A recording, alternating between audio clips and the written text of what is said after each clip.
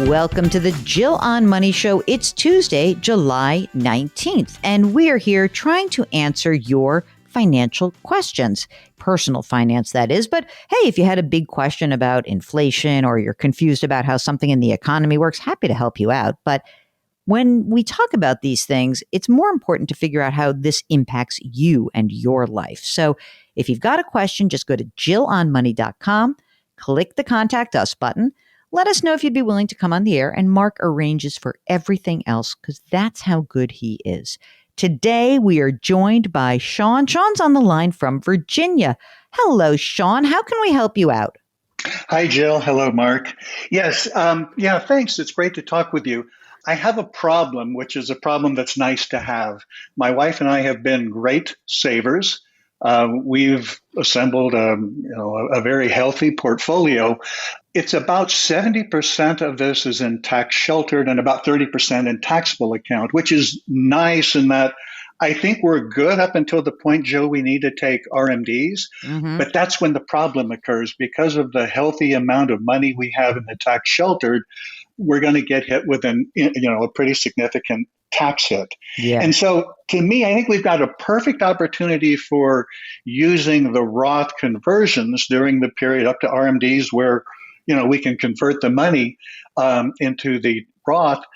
But what I don't know and where I'd like your guidance is how do we really figure out what's the right plan for the amount of monies to convert? Because there are things like the Social Security tax, capital gain taxes, the IRMAA, which is annoying. Right? We've got ACA, healthcare subsidies, and all of those other factors to try to balance out the amount that we would prepay. So I'm kind of lost from that standpoint. I thought maybe you and Mark might have general guidance. Oh, yeah. We can rules help of you thumbs out. or some direction here. We got your back, Sean. Sean, how old are you? I am 64. Okay. And my wife is 62. Okay. Are you retired now or are you still working? I am retired, and the wife will be retiring next spring. And how much does she earn? $150. Tell us how much money is in pre-tax retirement accounts. So I have about 3.7 in tax sheltered. Okay. And you have $1 million in non-qualified or taxable? About 1.5 in taxable. Which is all fantastic. Let me just give a clap. Yay! Good job, you guys. You. Awesome. Your home is paid for, I imagine? It is. That's correct. How much is that worth? $760. Okay. And you have kids? We have one daughter who is out of the nest. Good. Fantastic. Mm-hmm. No other debt, right? Correct. Okay. When you say $1.5 million, is that all invested or some of that in cash? Yeah. So I'm a little bit healthier in cash position than I might normally be, but there is $350 of that is in cash, money market type, liquid types of assets. Okay. I mean, obviously, you have not yet claimed, you're not able to get Medicare yet. So, we have a nice little moment in time here for a second. Are you on your wife's medical health insurance? I am. That's correct. Okay. Will she be entitled to a pension when she retires? Modest, about $1,000 a month. Okay. But that's it between the two of you. That'll just be that $1,000 a month will be the only income besides what is generated from your taxable accounts, right? Except Social Security. But you're not going to claim Social Security till you're 70, right? Or full retirement age. I'm thinking 70. 70 if that helps the process we're about to talk. Yeah, that's exactly what I'm thinking. Okay. Yeah. So now let me just give everyone a little bit of a sense here. So let's just pretend, even though this is not the case, but let's pretend you're 72 right now and you had $3.7 million that was in a retirement account. And this is what we're talking about, gang. This is why I want to put this in the numbers. When you have $3.7 million, you have a minimum required distribution, which would force out, if you were taking those distributions today, about $135,000. And that number goes up. So you're right that you have a required minimum distribution problem, a future problem. not right now. So if we can convert, that would be great. Now, two different pieces here. There's one piece that is, okay, how much can I convert and not like freak out about and not throw me into a massively higher tax bracket? Right now, as joint earners, your top bracket is 22%. I would suggest, at least for this year, before your Medicare, claiming your Medicare, for this year, that you convert enough to go up to the next tax bracket, which is 24%. So, I mean, I think you could probably start for this year doing like 150 grand, okay? Where you could convert $150,000. You'd pay the tax on that for this year. You'd pay that top bracket at 24%, and that would bring you into next year. Next year, her income is not going to be 150. It's going to be half of that, right? Or slightly less, but yes. She's not entitled to any health benefits through her employer, right?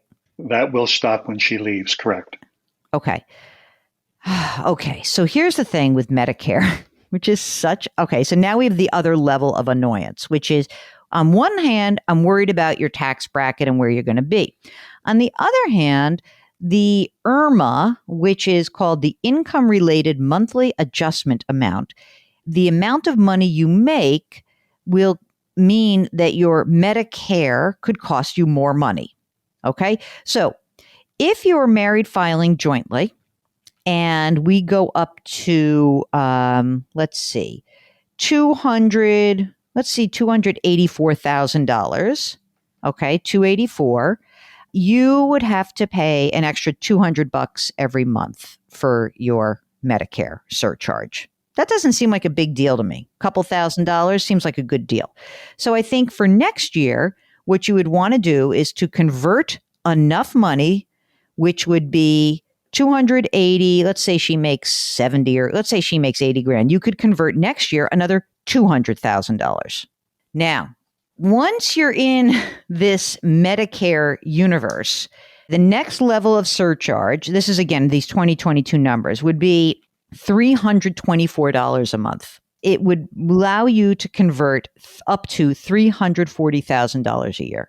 Now, what's important about this is that you still have to have the cash to pay for the conversions. Remember, every year we convert, it's adding to your taxable income. You're going to soak up some of that 350 grand in cash. So don't reinvest that cash right now. I think if you could do that, you'd be in great shape. If it's like, I've soaked up all my cash and I'm freaking out. The other thing that'll be nice is you have the cash now, is that you could potentially free up some of the money in that $1.5 million account as the markets come back. And it'll give you years to get there.